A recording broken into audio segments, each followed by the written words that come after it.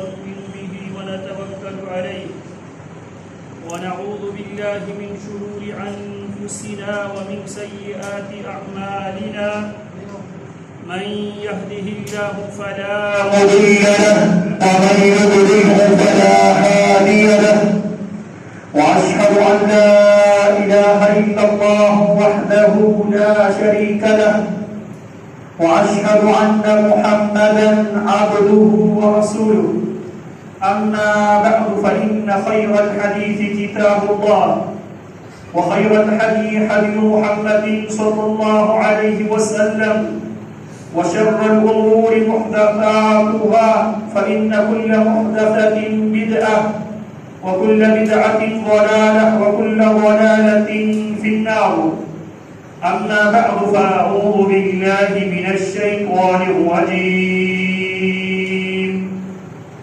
الله لا إله إلا هو الحي القيوم لا تأخذه سنة ولا نوم له ما في السماوات وما في الأرض من ذا الذي يشفع عنده إلا بإذنه يعلم ما بين أيديهم وما خلفهم ولا يحيطون بشيء من علمه إلا بما شاء وسع كرسيه السماوات والأرض ولا يؤوده حفظهما وهو العلي العظيم.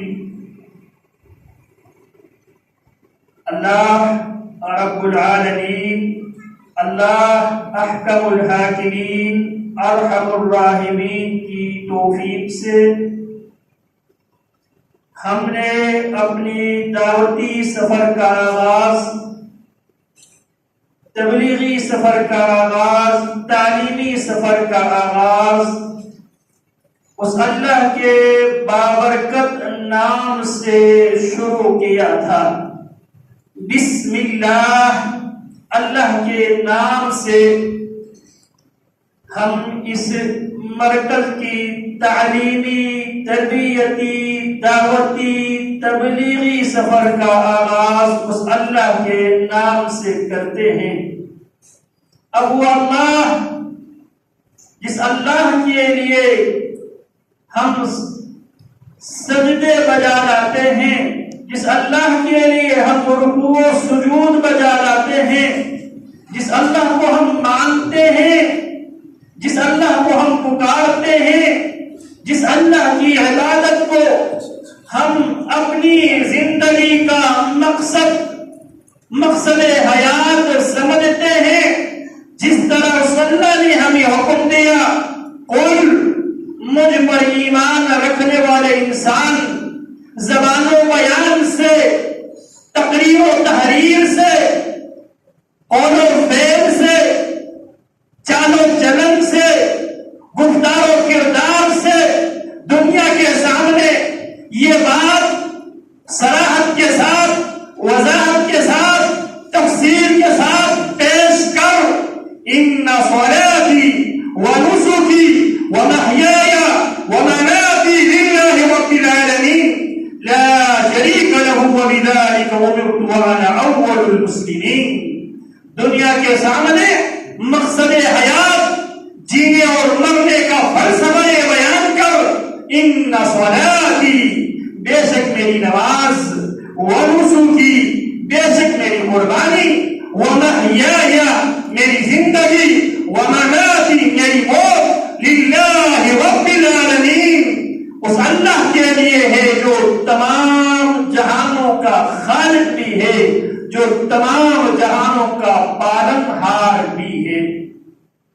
جس اللہ کو ہم معبود مانتے ہیں، لیکن اگر ہم سے یہ سوال کیا جائے، اگر ہم سے پوچھا جائے، جس اللہ کے لیے آپ سجدے کرتے ہیں، جس اللہ کے لیے آپ رکوع کرتے ہیں، جس اللہ کے لیے 5 بار 24 گھنٹے میں آپ اپنی مصروفیات کلوز کر کے، ترک کر کے آپ مسجد میں باوضو حاضر ہو کر جس اللہ کے لیے قیام، جس اللہ کے لیے رکوع، جس اللہ کے لیے سجود، جس اللہ کے لیے تشہد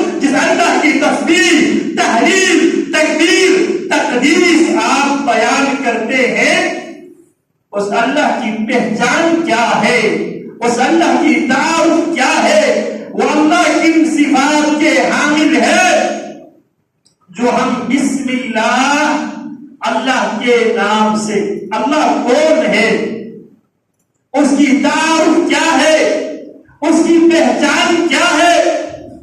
اللہ، اللہ وہ ہے لا الہ، نہیں ہے کوئی معبود برحق۔ یہاں پر تین موٹی باتوں کو اچھی طرح ذہن نشین کر لیں۔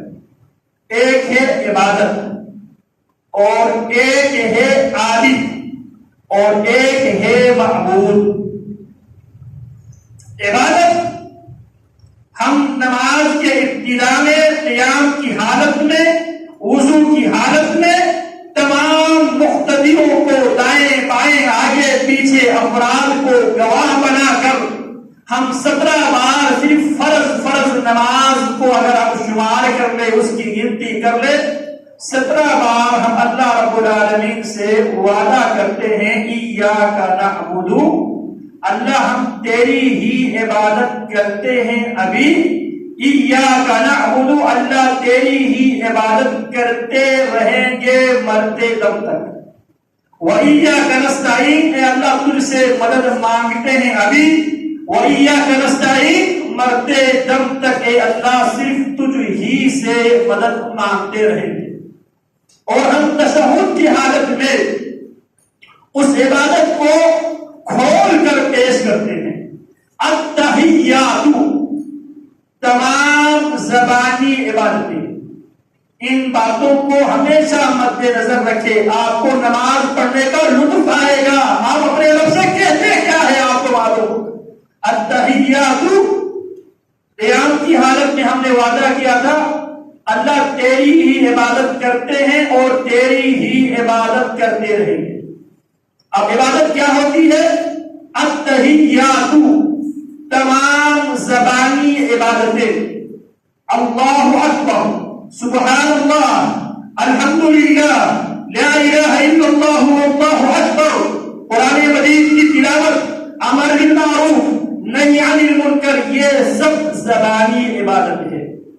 التحیات، تمام زبانی عبادتیں، للہ، صرف اللہ کے لیے، والصلوات، اور تمام بدنی عبادتیں، قیام بدن کی عبادت ہے، اور رکوع بدن کی عبادت ہے، سجود بدن کی عبادت ہے، تشہد بدن کی عبادت ہے، تسبیح گنتی کرتے ہوئے ہم انگلیوں کو بڑے کار لاتے ہیں، یہ سب بدن کی عبادت ہے۔ نماز کی نیت سے باوضو ہو کر ہم مسجدوں کی طرف چل کر آتے ہیں، یہ بدن کی عبادت ہے۔ التحیات، تمام زبانی عبادتیں، للہ، صرف اللہ کے لیے ہے۔ والصلوات، تمام بدنی عبادتیں، وہ بھی صرف اللہ تعالی ہی کے لیے ہے۔ والطیبات، اور تمام مالی عبادتیں، صدقات و خیرات کے صورت میں، زکات کے صورت میں، حلال مال کمانے کی صورت میں، اور اس کمائے ہوئے حلال مال کو حلال کاموں پہ لگانے کی صورت میں، یہ سب مالی عبادتیں ہیں۔ یہ ساری عبادتیں کس کے لیے ہیں؟ میرے اللہ کے لیے۔ تو ایک ہے عبادت اور ایک ہے عابد۔ عابد، اس عبادت کو کرنے والے کو عابد کہا جاتا ہے۔ نماز عبادت ہے، نماز پڑھنے والے کو عابد کہا جاتا ہے، عبادت کرنے والا، عبادت بجا لانے والا۔ اور جس کے لیے عبادت کیا جاتا ہے وہ ہے معبود، لا الہ، نہیں ہے کوئی معبود جس کے آگے سر سجود ہو جایا کرے، نہیں ہے کوئی معبود جس کے آگے رکوع کیا جائے، جس کے آگے قیام کیا جائے، جس کی تسبیح و تحلیل بیان کیا جائے، جس کے لیے زبانی عبادتیں خاص ہو، جس کے لیے بدنی عبادتیں خاص ہو، جس کے لیے مالی عبادتیں خاص ہو۔ لا اللہ، اللہ وہ ہے، لا الہ، نہیں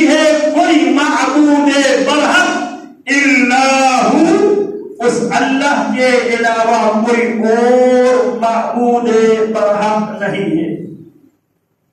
رسول اللہ صلی اللہ علیہ وسلم حضرات صحابہ کرام رضوان اللہ علیہم اجمعین کو تعلیم دیتے ہوئے، ان کی تربیت کرتے ہوئے، آپ کے اسلوب، آپ کے طریقہ دعوت یہ ہوا کرتے تھے۔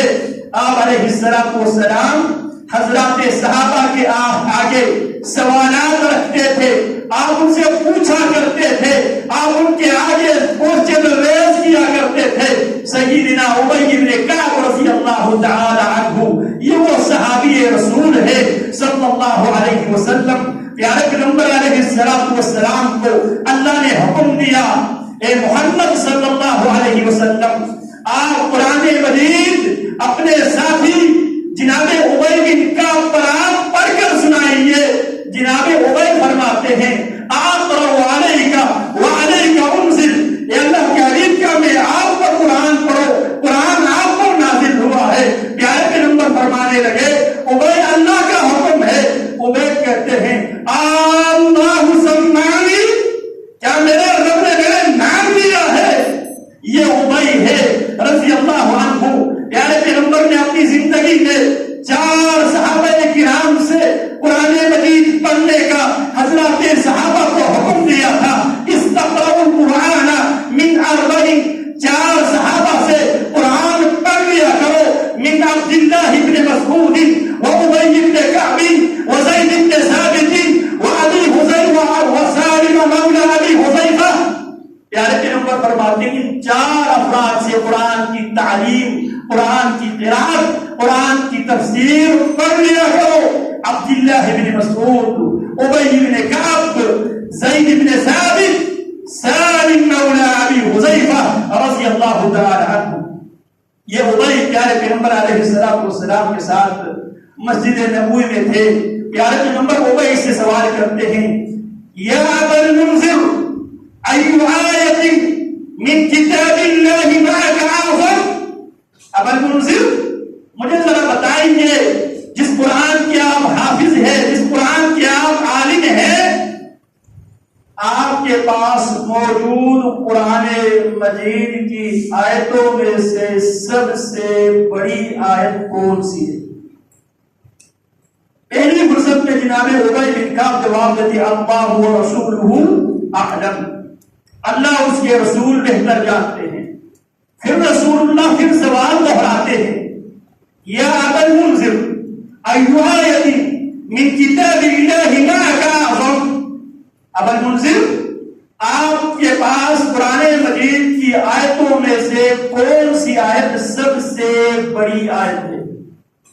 جناب ابی جواب دیتے ہیں قلت اللہ لا الہ الا هو الحی القیوم، میں نے کہا اللہ کے حبیب میرے اللہ کے سائروں کے مطابق سب سے بڑی آیت یہ ہے، فضیلت کے اعتبار سے سب سے بڑی آیت کی بات ہو رہی ہے، الفاظ کے اعتبار سے قرآن مجید کی سب سے بڑی آیت سورہ بقرہ کی آیت نمبر 282 نمبر کی آیت ہے۔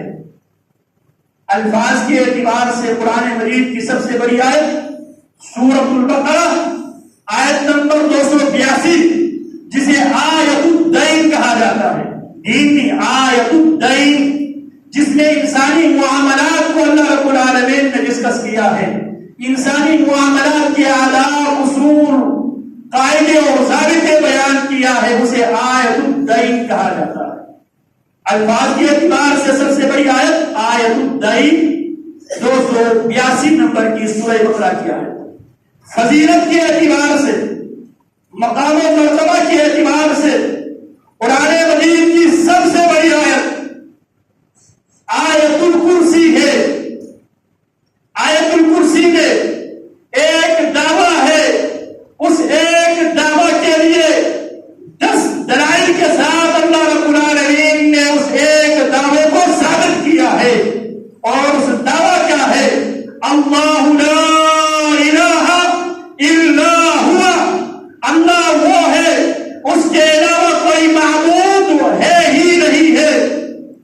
اس کی معبود ہونے کی پہلی دلیل الحی، جو ہمیشہ سے زندہ ہے، ہمیشہ زندہ رہنے والی ذات ہے، جو بعد میں زندہ ہو جائے یا کچھ عرصے بعد اس کی زندگی ختم ہو جائے، فنا ہو جائے، وہ معبود بن نہیں سکتے، اس کے آگے ہاتھ پھیرایا نہیں جا سکتا، وہ مشکل کشا، حاجت روا، بگڑی بنانے والا بن نہیں سکتا، جس کی حیات بھی عارضی ہو اور جو پہلے موجود نہیں تھا بعد میں وجود میں آیا۔ ہر چیز موت کی آغوش سے آئی ہے اور موت ہی کی آغوش میں جائے گی۔ وَكُنْتُمْ أَمْوَاتًا فَأَحْيَاكُمْ كَيْفَ تَكْفُرُونَ بِاللَّهِ۔ اس اللہ کے ساتھ کفر کرنے کی جسارت، ہمت کیسے ہوتی ہے، کیسے ہوتے ہیں تمہیں، جس اللہ نے تمہیں پیدا کیا۔ وَكُنْتُمْ أَمْوَاتًا، تم مردہ تھے، مردہ موت کی حالت میں پڑے ہوئے تھے۔ فَأَحْيَاكُمْ، اس اللہ نے تمہیں زندگی دی ہے۔ ثُمَّ يُمِيتُكُمْ، یہ زندگی بھی عارضی ہے، پھر وہ تمہیں موت دے گا۔ ثُمَّ إِلَيْهِ تُحْشَرُونَ، موت کے بعد تمہیں اسی اللہ کے آگے جمع کیا جائے گا۔ مِنْهَا خَلَقْنَاكُمْ وَفِيهَا نُعِيدُكُمْ وَمِنْهَا نُخْرِجُكُمْ تَارَةً أُخْرَىٰ، اسی مٹی سے، اسی خاک سے ہم نے تمہیں پیدا کیا۔ وَفِيهَا نُعِيدُكُمْ، اسی میں ہم تمہیں دوبارہ لوٹائیں گے۔ وَمِنْهَا نُخْرِجُكُمْ تَارَةً أُخْرَىٰ، اسی مٹی سے ایک بار پھر ہم تمہیں زندہ کریں گے۔ قرآن مجید میں 3 کل ہے، جسے کلیات ثلاثہ کہا جاتا ہے۔ کل من علیہا فان ویبقى وجہ ربک ذو الجلال والإکرام، کل نفس ذائقۃ الموت وإنما توفون أجورکم فمن زحزح عن النار وأدخل الجنة فقد فاز وما الحياة الدنيا إلا متاع الغرور۔ كل شيء هالك إلا وجهه، كل نفس ذائقة الموت، پہلا کلیات ثلاثہ، کل نفس ذائقۃ الموت، ہر نفس نے موت کا ذائقہ چکھنا ہے۔ الموت قدر كل ناس شاربوها والقبر باب كل ناس داخلوها، موت ایک ایسا جام ہے جسے ہر انسان نے چکھنا ہے۔ والقبر باب كل ناس داخلوها، قبر ایک ایسا دروازہ ہے اس دروازے سے ہر آدمی نے داخل ہونا۔ کل من علیہا فان، جو کچھ بھی اس کائنات میں ہے سب نے فنا ہونا ہے، ختم ہو جانا ہے۔ وَيَبْقَى وَجْهُ رَبِّكَ ذُو الْجَلَالِ وَالْإِكْرَامِ، باقی رہنے والی ذات صرف رب العالمین ہی کی ذات۔ حضرات صحابہ کرام رضوان اللہ علیہم اجمعین کی سیرت ہمیں یہی سبق دیتی ہے۔ رسول اللہ صلی اللہ علیہ وسلم جب دنیا سے رخصت کر گئے، حضرات صحابہ کرام پریشانی کی حالت میں تھے۔ حضرات صحابہ کرام رضوان اللہ علیہ اجمعین کو تسلی دیتے ہیں، امت کو سنبھالتے ہیں۔ انبیاء اور رسول کے بعد کائنات کے سب سے افضل ترین ہستی ہے۔ انبیاء اور رسول کے بعد کائنات کے سب سے عظیم ترین ہستی سیدنا ابوبکر رضی اللہ تعالی عنہ، امام بخاری رحمہ اللہ کے استاد امام علی بن مدنی رحمہ اللہ فرماتے ہیں، لقد نصر اللہ الاسلام، اللہ رب العالمین نے اسلام کی مدد کی ہے بأبی بکر الصدیق یوم الردہ وبأحمد بن حنبل یوم المحنہ، اللہ نے اسلام کی مدد کی ہے ابو بکر صدیق رضی اللہ عنہ کی صورت میں جب لوگ مرتد ہو رہے تھے، احمد بن حنبل کی صورت میں جب لوگ فتنہ خلق القرآن میں مبتلا ہو رہے تھے، یہ ابو بکر رضی اللہ تعالی عنہ جب دیکھتے ہیں لوگ پیارے پیغمبر کی جدائی میں پریشان ہے، آزمائش سے دوچار ہے، اس موقع پر اصحاب رسول اللہ کو تسلی دیتے ہوئے خود احجاز فرماتے ہیں، الا انه من كان يعبد محمدا فان محمدا قد مات ومن یہ ہے الحی، الا انہ من کان یعبد محمدا، سن لو جو محمد رسول اللہ کی عبادت کیا کرتا تھا اسے معلوم ہونا چاہیے اس کے معبود دنیا سے جا چکا ہے، ومن کان یعبد اللہ، جو محمد رسول اللہ کی تعلیم تربیت کی روشنی ہے۔ پیارے پیغمبر علیہ السلام کی سیرت اگر مختصر ترین الفاظ میں اگر بیان کیا جائے وہ یہ ہے، آپ نے مخلوق کو مخلوق سے توڑ کر خالق سے جوڑا۔ پیارے پیغمبر کی زندگی کا خلاصہ کیا ہے؟ آپ نے مخلوق کو مخلوق سے توڑ کر خالق سے جوڑا ہے۔ یہی مسلمانوں کے فرض منصبی ہے۔ اسی لیے ربیع ابن عامر جب جہادی پرچم لہراتے ہوئے عربستان سے نکل کر فارس کے سرزمین پہ جب مسلمانوں کی قیادت کرتے ہوئے اسلامی پرچم لہراتے ہوئے جب وہاں پہ پہنچے، ان کے سامنے یہ سوال رکھا گیا، ریگستانوں کو، پہاڑوں کو، جنگلوں کو، سمندروں کو کراس کرتے ہوئے، عبور کرتے ہوئے ہمارے علاقوں کی طرف رخ کرنے کی بنیادی مقصد وجہ کیا ہے؟ فرمانے لگے لقد ابتعثنا اللہ لنخرج العباد من عبادة العباد إلى عبادة رب العباد۔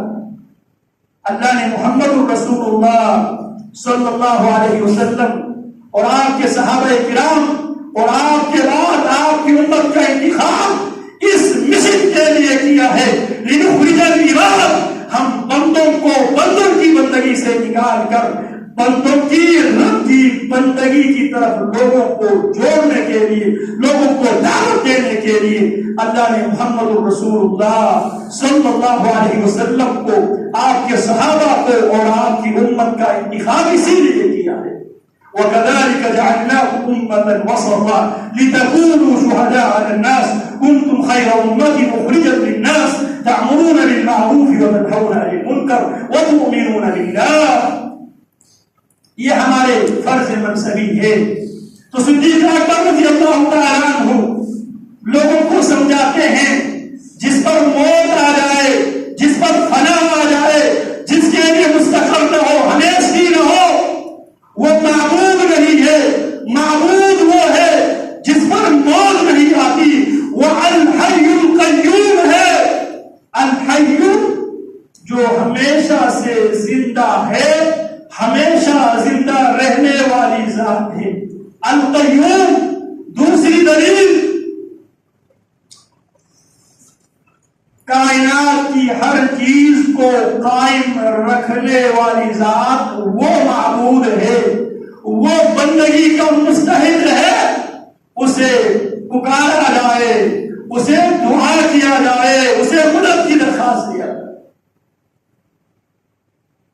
سیدنا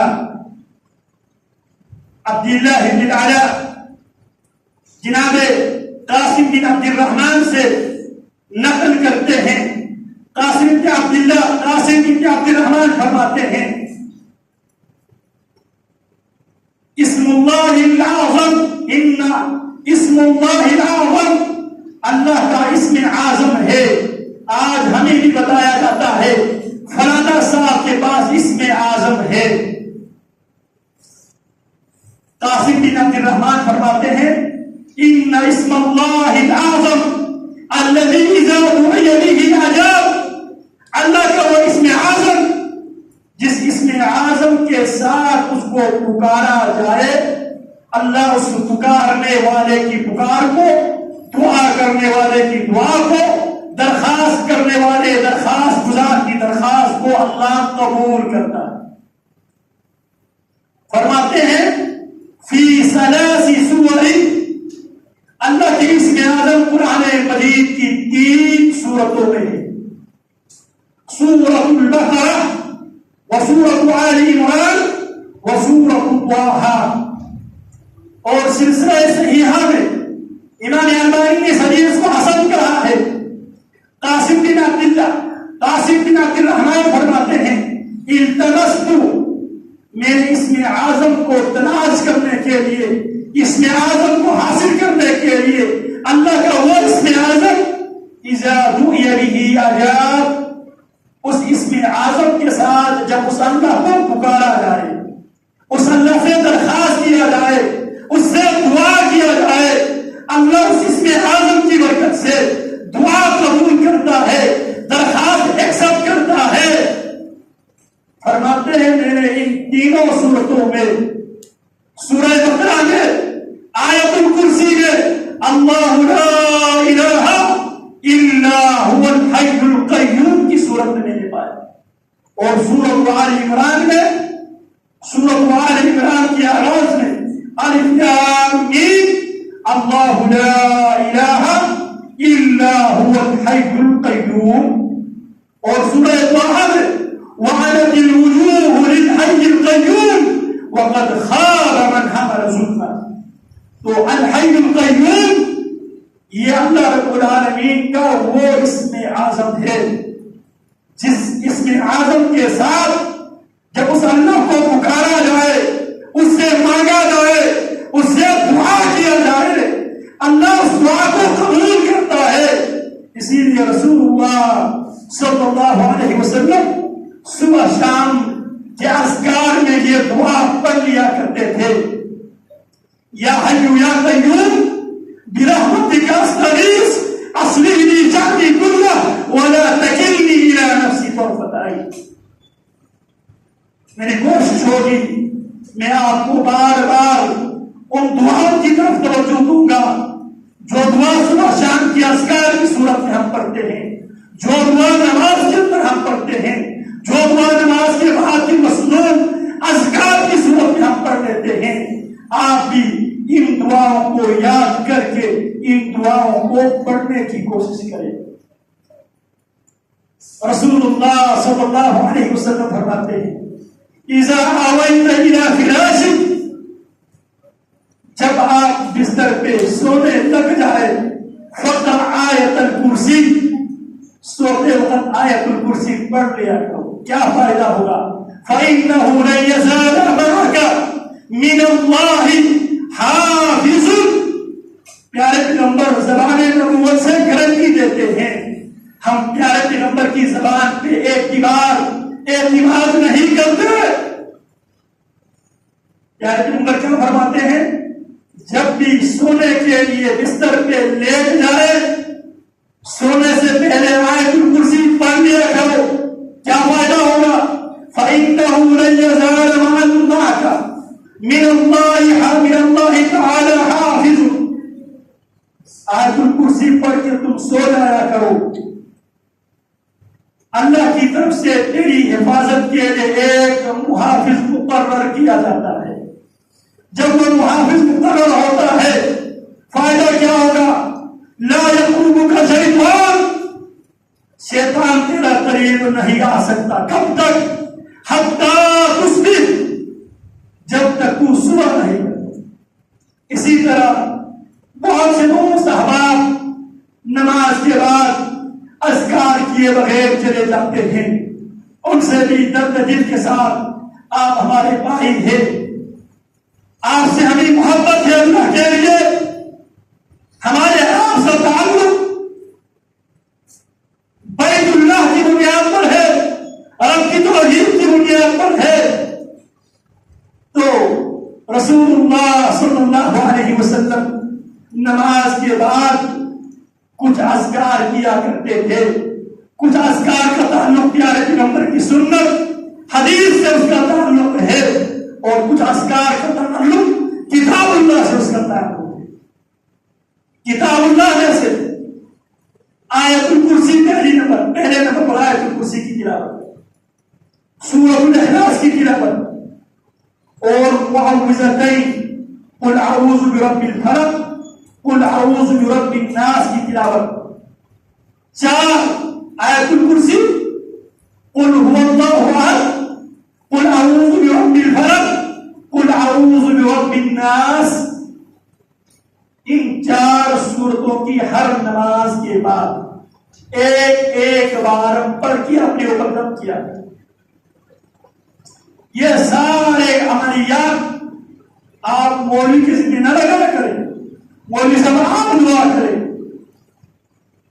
آپ اپنے لیے خود دعا کرنے کا اہتمام کریں۔ تو ہر فرض نماز کے بعد آیت الکرسی، سورۃ الاخلاص، قل هو اللہ احد، معوذتین، قل اعوذ برب الفلق، قل اعوذ برب الناس کی کم از کم تلاوت کر کے پھر آپ اٹھا کریں۔ یہ پیارے پیغمبر کی سنت ہے، ہمارے موضوع سے متعلق آیت الکرسی ہے۔ ہر نماز کے بعد آیت الکرسی پڑھنے کی فضیلت کیا ہے؟ رسول اللہ فرماتے ہیں من قرأ آیت الکرسی فی دبر کل صلاۃ مکتوبۃ، جو بھی ہر فرض نماز کے بعد اہتمام کے ساتھ، عقیدے کے ساتھ سمجھ کر آیت الکرسی کی تلاوت کرتا ہے، اس کو کیا فائدہ حاصل ہوگا؟ ہم ہر چیز کو فائدے کی نظر سے دیکھتے ہیں، مولوی صاحب اس میں کیا فائدہ ہے؟ رسول اللہ کیا فرماتے ہیں؟ لم یمنعہ من دخول الجنہ الا ان یموت۔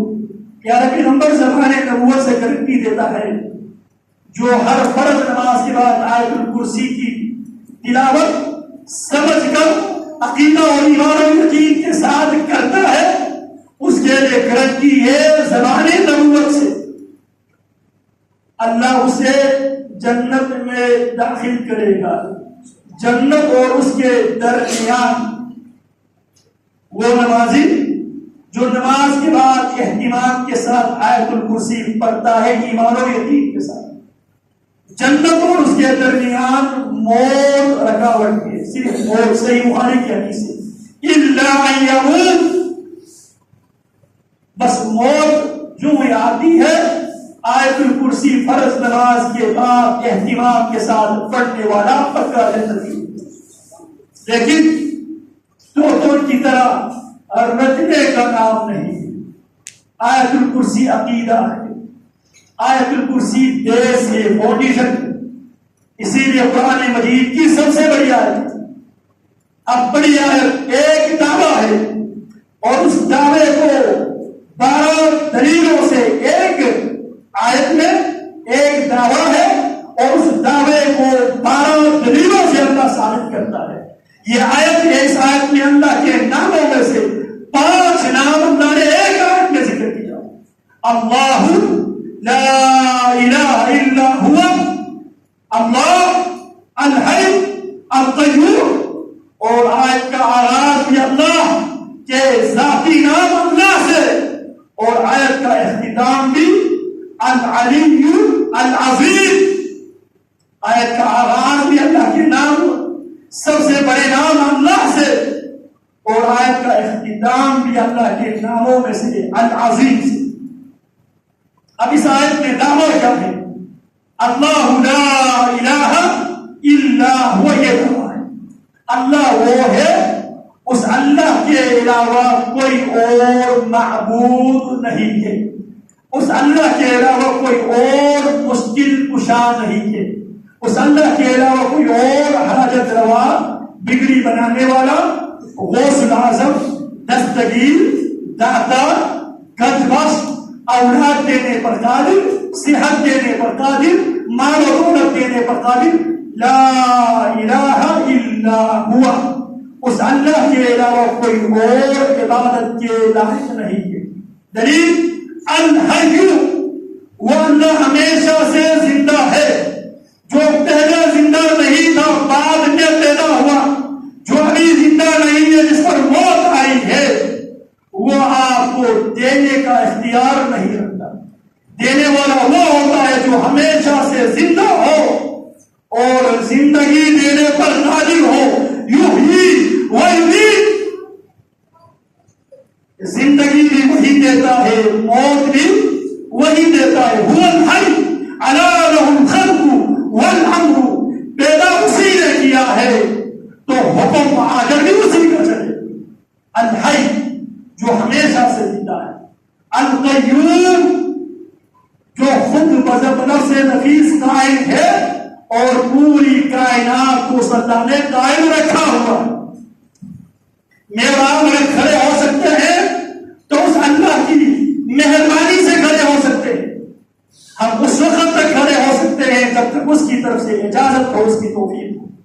کتنے لوگ ایسے ہیں ہمارے معاشرے میں جو سال پہلے تک کھڑے ہو سکتے تھے، آج وہ کھڑے نہیں ہو سکتے. آج بستر پہ پڑے ہوئے ہیں، کھڑے ہو کر نماز نہیں پڑھ سکتے. القیوم، کائنات کی ہر چیز کو قائم رکھنے والا، وہ عبادت کے مستحق ہے، وہ معبود برحق ہے. اللہ کی پہچان کیا ہے؟ الحی، جو ہمیشہ سے زندہ ہے اور ہمیشہ زندہ رہنے والا ہے. القیوم، جو خود قائم ہے، کائنات کی ہر چیز کو قائم رکھنے والا ہے. دوسرا دلیل یہ ہے لا تأخذه سنة ولا نوم، اور اس کی پاور یہ ہے اسے نہ اونگ پکڑتی ہے نہ نیند پکڑتی ہے. جسے اونگ پکڑتی ہے، جو اونگ کے آگے کمزور ہے، جو نیند کے آگے کمزور ہے، وہ الہ معبود نہیں بن سکتی. رسول اللہ صلی اللہ علیہ وسلم 313 لے کر بدر میں نکلے ہیں. اللہ رب العالمین سے دعا کرتے ہیں. قرآن نے منظر کشی کی ہے، اذ تستغیثون ربکم فاستجاب لکم. جب تم اپنے اللہ کے آگے فریاد کر رہے تھے، ہاتھ اٹھا کر دعا کر رہے تھے، فاستجاب لکم، اس اللہ نے تمہاری پکار، تمہاری درخواست، تمہاری دعا اس اللہ نے قبول کر لی. اور جب اس اللہ نے دعا قبول کر لی، رسول اللہ اور حضرات صحابہ کی کیفیت کیا تھی؟ اذ یغشیکم النعاس امنۃ منہ. میرا اللہ فرماتے میرے پیغمبر، آپ اور آپ کے ساتھی ایک میدان جنگ میں اتنے امن اور سکون کے ساتھ، بے خوفی کا یہ عالم تھے، بے خوفی کے عالم میں آپ جہاد و قتال کر رہے تھے. آپ کو اور آپ کے ساتھیوں کا بے خوفی کا یہ عالم آپ کو اونگا رہے تھے. کس کو اونگا رہے تھے؟ قرآن کس سے کہہ رہا ہے؟ محمد رسول اللہ اور اصحاب رسول اللہ سے. اذ یغشیکم النعاس امنۃ منہ، آپ کو اونگ پکڑ رہی تھی، اور وہ اونگ آپ کو میری طرف سے امن کی صورت میں، اطمینان کی صورت میں، مدد کی صورت میں. اور میرے نبی خواب دیکھا کرتے تھے. خواب کس کو آتا ہے؟ سونے والے کو آتا ہے. قرآن مجید میں اللہ